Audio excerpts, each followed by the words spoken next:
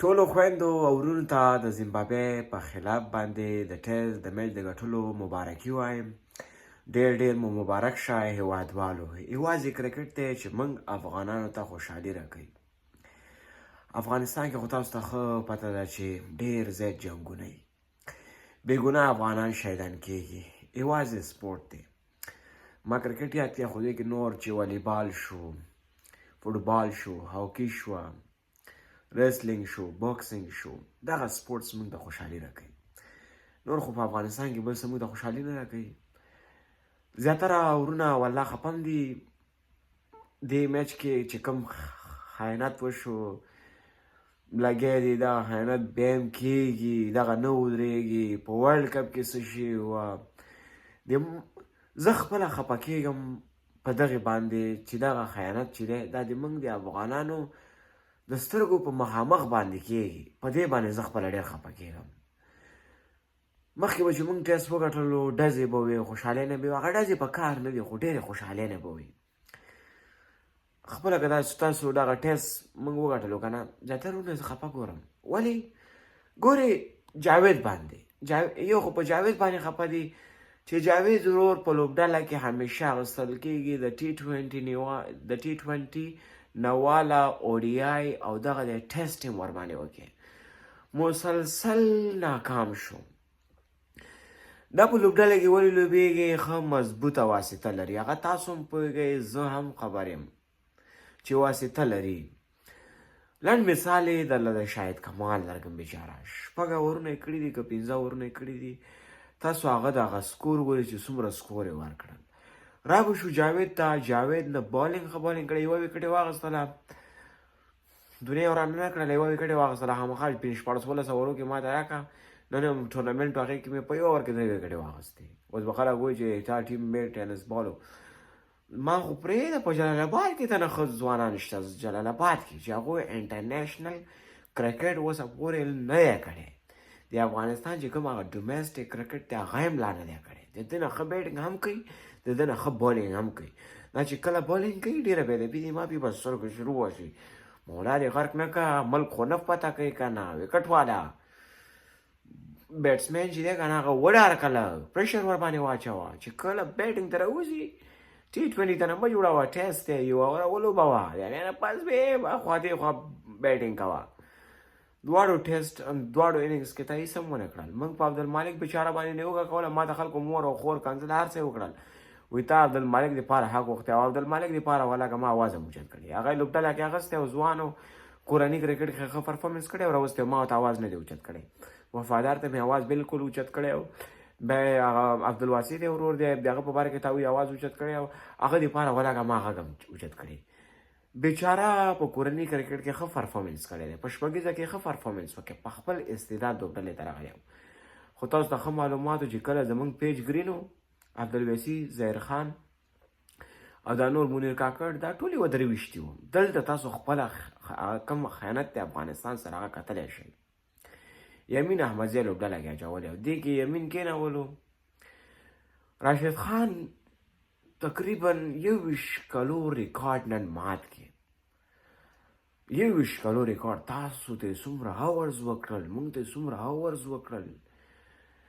کله چې افغانستان لوبه وګټي، اصغر ملی اتل دی، اصغر ملی اتل دی، اصغر زما جانان دی. رحیم صدیقي تا مور داسې کوم، رحیم صدیقي تا خور داسې کوم، تا دې موږ اصغر پسې خبرې کړې دي. نورو افغانانو د تاسو داسې وکړم. ولې چې موږ اصغر ته نصیحت کوو، د اصغر مور او خور نه یادو. دا په دې اصغر چې کوم کسان دي په دو باندې بده لګېږي. ما پرون یو پیغام ورکړی و چې کوم اوراندار جانه د هغې ته مې پیغام ورکړی و. الله دې ورته ډېر ژوند ورکړي او الله دې په خیر په خوشحالۍ سره واده هم وکړي. مې څنګه واده جوړ شو او 2-3 ورځې ووتې او جرو ورپسې راغوړه، سمې له ګوډه به وه. دا نه سمېږي. تاسو وایئ چې اصغر 50 والا یا سینچري والا یا 1.5 رنز وکړل. خرابه شو ویلیمز ته. هر یو ثبوت خبره کوم، ثبوت سره در سره کوم.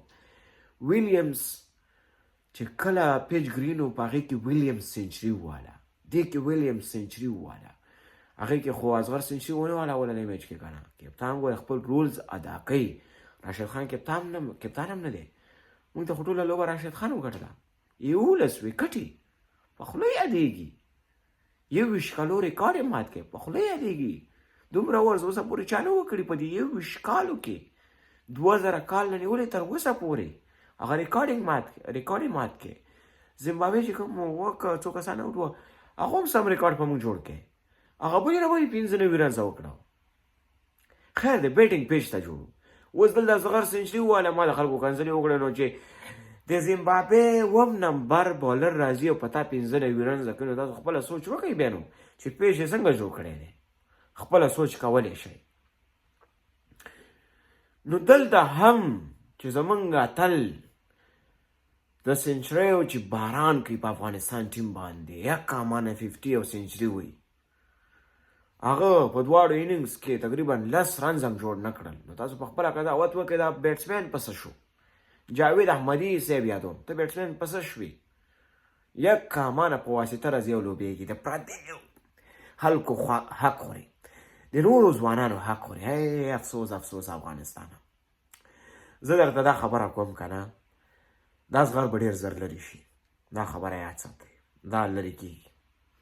دا خبره یاد وساتئ. دا لرې کېږي. د افغانستان د T20 سکواډ ولې اوسه پورې نه دی اعلان شوی؟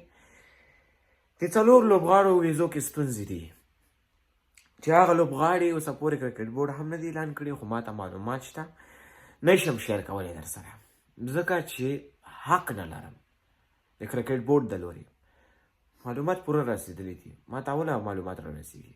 لوبغاړو ویزې چې کله اعلان شي انشاءالله راشي ډایرکټ به سکواډ اعلان شي. نور کم ځوانان دي په دوبۍ کې دي وفادار شو دا شو انشاءالله نور شول هغو ته انشاءالله چانس میلاویږي. هغو نه بېغمه شئ. او که چېرته ورته چانس میلاو شو بیا هم ازغره وروره دغه لوبغاړي مه کینوه.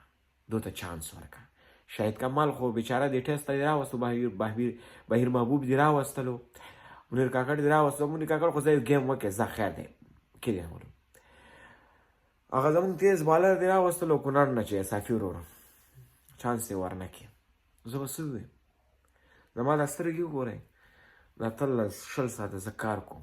خلک وایي رحیم صدیقي اوزګار دی. نه دا کار کوم شپې اوس 11 بجې دي. زه سهار وختي وتی وم کار نه راغلم. اوس بېرته اوس ویده کېږم سهار بیا 5-6 بجې پاڅېږم بیا کار ته ځم. بیا سبا 12 بجه کور ته راځم. محنت کوم خو افغانان مې راباندې ګران دي او حق یې همیشه اوچتوم. ښه شي بیا ښه وخت. همیشه د خپلو افغانانو ملاتړ وکړئ.